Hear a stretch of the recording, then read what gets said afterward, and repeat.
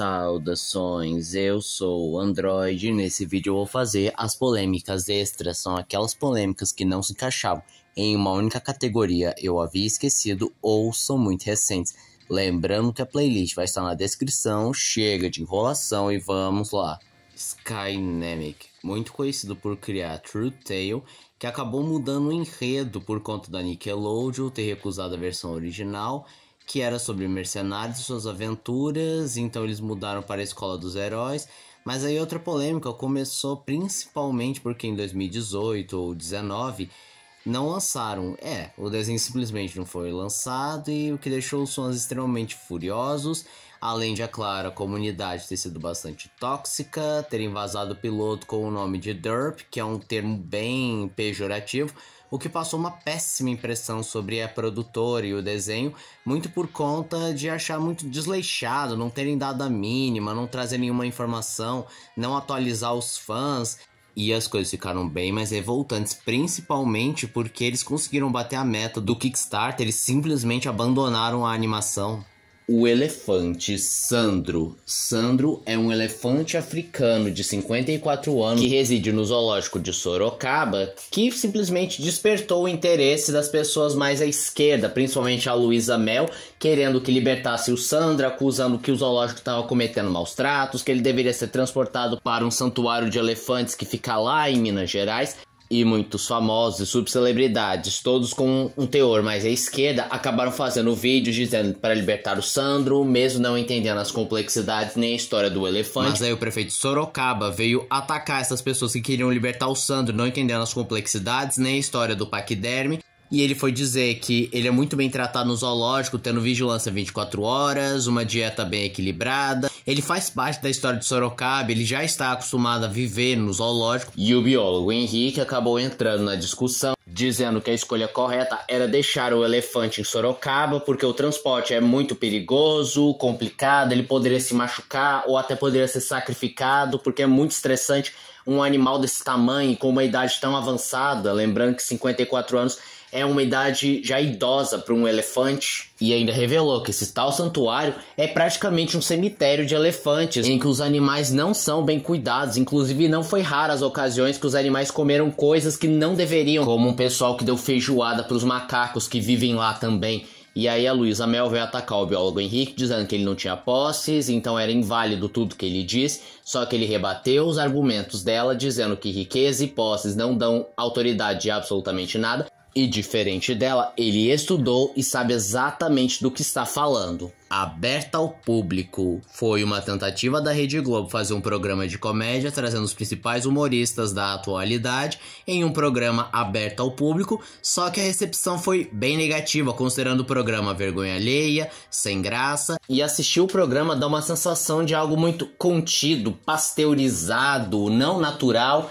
E algumas pessoas chegaram a apontar que mesmo que os humoristas tenham alguma tirada engraçada, a edição e os efeitos acabam matando a graça. Cazé TV perde seguidores. Em uma das transmissões, Marcelo Adnet fez uma participação e acabou fazendo uma piadinha com a tornozeleira eletrônica do Bolsonaro e o pendrive. No entanto, as pessoas não gostaram e começaram a boicotar a Cazé TV, sendo que ele perdeu cerca de 200 mil seguidores. Exposed dos 7 minutos. Os 7 minutos tinha feito um Seja Membro e prometia vários benefícios dependendo de quanto você pagasse e quanto mais alto fosse seu nível. Só que o maior problema é que simplesmente não houve nenhum benefício, não receberam HQs, nem sons exclusivos, não teve retorno do Duelo de Titãs, nada. Então é óbvio que as pessoas se sentiram um tanto lesadas. Batista Miranda, aquele famoso comediante angolano que na treta do Léo Lins, que tentavam criminalizar a piada e que o comediante deve responder porque ele tem que ter consciência social, ele ficou a favor do Léo Lins, dizendo que não deve ser criminalizado piada. E aí então as pessoas começaram a criticar ele, dizendo que ele era baba-ovo de branco, que ele deveria ficar ofendido e que ele não era negro de verdade, porque como que ele aceita que o Léo Lins faça piadas racistas, e disseram uns negócios bem racistas pra ele.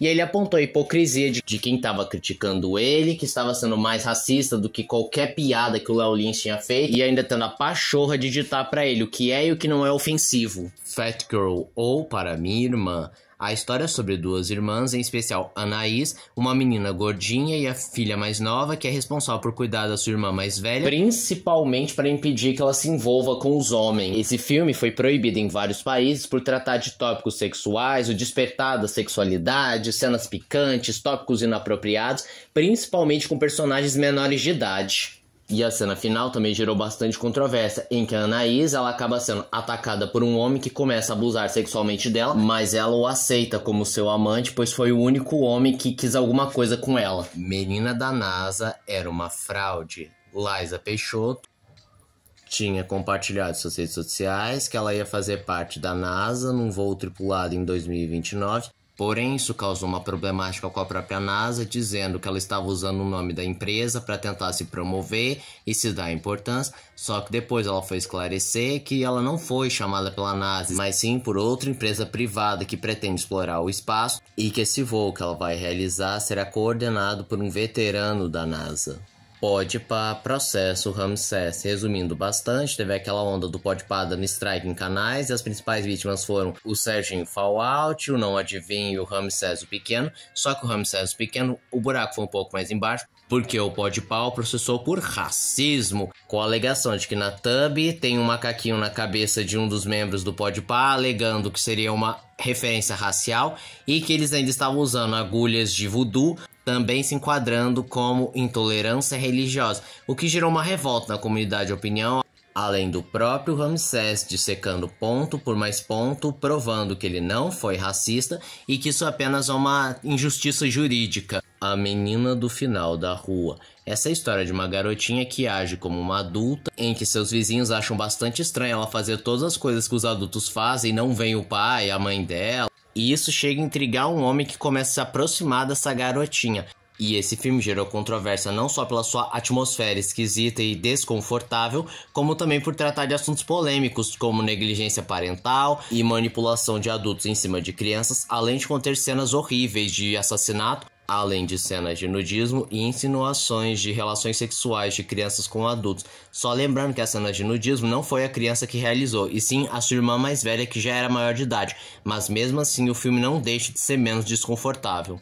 Brino e Ben Mendes. Vamos começar com o fato que o Brino decidiu fazer uma série que reagia aos vídeos do Ben Mendes e transformou numa série ganhando bem mais views, o que começou a incomodar o Ben, dizendo que estava sendo parasitado, roubando todo o trabalho, todo o esforço e não recebendo boa parte dos lucros. Ele tentou se comunicar com o Brino, como aconteceu lá com o Pesadelo na Cozinha, que ele também fazia a série, eles conseguiram fazer um acordo de 50-50, mas o Brino recusou ceder parte da monetização, então o Ben Mendes acabou soltando um vídeo dizendo que estava sendo parasitado, roubado e até comparou esse ato como uma nova forma de escravagismo.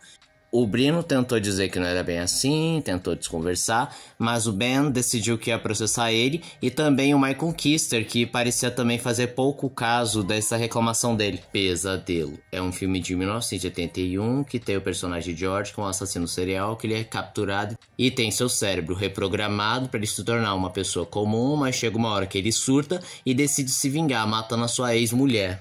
Na época, esse filme chegou a ser processado por falta de decoro, gerou muita controvérsia e também foi considerado muito de mau tom porque eles promoveram um concurso em que as pessoas deveriam adivinhar o peso de um cérebro humano. E o conteúdo do filme também foi duramente criticado por conter várias cenas sexuais explícitas e desconfortáveis e crianças cometendo assassinatos e envolvido em situações violentas, o que para os padrões de hoje em dia é inadmissível. Matéria da Record e o Goulart. Certa vez, a Record soltou uma reportagem dizendo que o Goulart era responsável por aquele caso do menino que matou a sua família para ficar ao lado da sua namorada, e o vídeo que a emissora acusava de ser a responsável por incentivar o menino foi ele narrando a história de The Coffin of Andy Leigh. Mas o próprio Goulart veio na própria defesa, dizendo que ele não faz apologia, ele não ensina ninguém a matar. Disse também que o crime não lembra em nada o que acontece na trama, com exceção de que eles matam os próprios pais, mas a execução, os motivos não são os mesmos. E ainda por cima ele levanta que desde o começo do vídeo ele deixa claro que o conteúdo não é apropriado para certos públicos e que eles não endossam nada que acontece no jogo.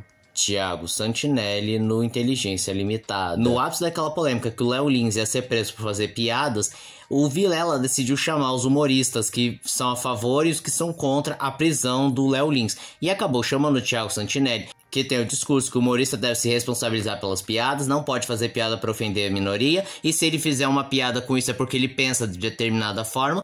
Mas ele acabou sendo escorraçado não só no podcast, como também em todos que analisaram o vídeo, por causa de suas opiniões que foram consideradas burras, ignorantes e contraditórias, com o mesmo não conseguindo nem compreender o que os outros estavam tentando explicar para ele. Comercial da American Eagle. Recentemente saiu uma propaganda da marca American Eagle, uma marca de jeans lá dos Estados Unidos, e que eles chamaram a atriz Sydney Sweeney para ser o rosto da marca e da campanha publicitária, o que foi um imenso sucesso, pois aumentaram o número de vendas dos jeans. Mas quem não gostou nem um pouco disso foi os wokes ou aqueles que têm uma pegada bem mais à esquerda, que construiu a propaganda como sendo nazista porque o símbolo da marca é uma águia e águia é sinônimo de nazismo, ou porque chamaram uma atriz branca, loira dos olhos claros, ou trocadilho com a palavra jeans e genes em inglês, então tava sendo eugenista, e ainda tentaram dizer que era uma propaganda de extrema direita, racista, porque os pais da Sydney Sweeney disseram que votaram no Trump, então provavelmente ela votou também, então é algo de extrema direita, enfim, esse clichê do clichê.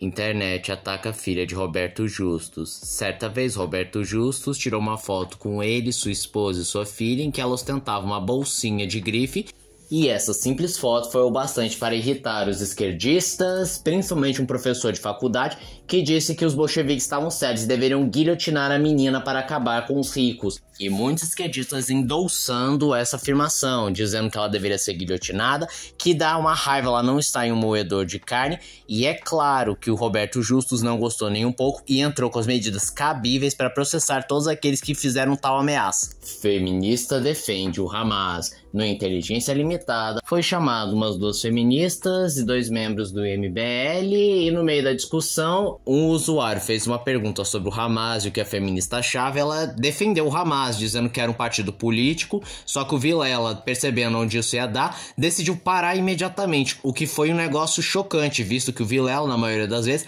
não se mete na discussão. E ele mesmo disse que não poderia continuar com ela defendendo o Hamas e dizendo que como ela pode defender um lugar que não gosta de homossexuais, que as mulheres não têm voz e que teve um acontecimento que mataram um monte de crianças, estupraram mulheres, e ela ainda insistia em negar, dizendo que isso tudo é coisa de Israel, que Israel que tá errada. Sister Hong.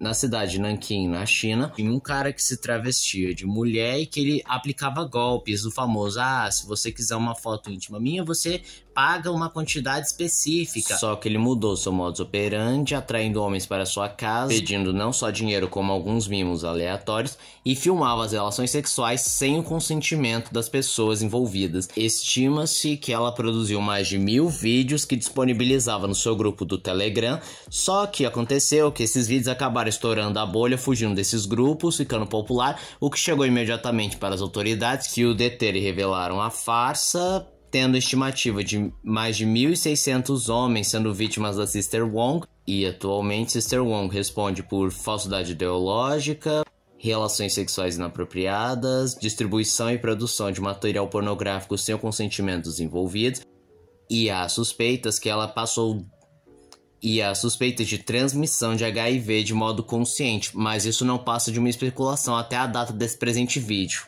E esse foi o vídeo de hoje. Se você gostou do vídeo, se inscreva no canal, compartilhe o vídeo, comente, dê seu like, dê sugestões de que vocês querem ver aqui no canal. Também não esqueça de ativar as notificações, chave de like caso gostem dos meus vídeos. Então, tchau!